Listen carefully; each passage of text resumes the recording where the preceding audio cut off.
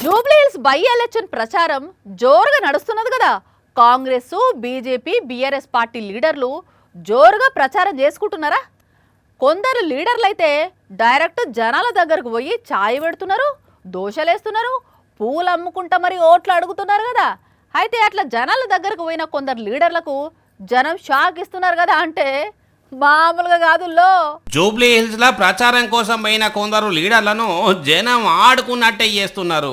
అవునుల్లా, మీ vote మాకే ఇయ్యుండ్రి అని వీళ్ళంటే మీకే ఎందుకేయాలని కొందరు ఉల్టా మాట్లాడి షాక్ ఇచ్చినట్టే చేస్తున్నారు. ఇంకో అటువంటి షాకే తగిలింది బీఆర్ఎస్ లీడర్ పాడి కౌశిక్ రెడ్డి అన్నకు.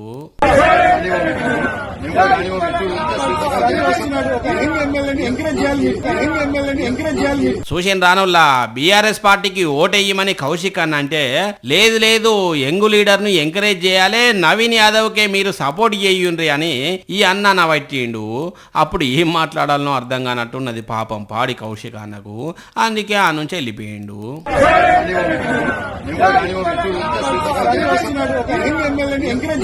ఇక ఇదే పరిస్థితి ఇటు మంత్రి జూపల్లి సారు కూడా వచ్చింది.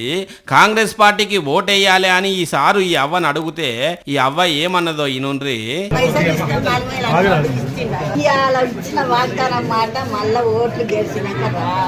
4,000 పింఛన్ అన్నారు, ఆ 4,000 ఎవ్వి కరెంటు ఫ్రీ అన్నారు, మళ్ళా బిల్లు వస్తున్నదని అడిగింది. ఏంటనే మంత్రి దానికి సమాధానం చెప్పి సగం సగం మాట్లాడొద్దు, కరెంటు 200 యూనిట్ల దానిక కాల్చుకుంటేనే ఫ్రీ అని చెప్పి ఆ నుంచి వెళ్ళిపోయిండు. కానీ పబ్లిక్ చూసిండ్రా అనుల్లా, వాళ్ళ దగ్గరికి ఓట్ల కోసం వచ్చిన లీడర్లను ఇదే సందనుకొని ఎట్లా ప్రశ్నిస్తున్నారో.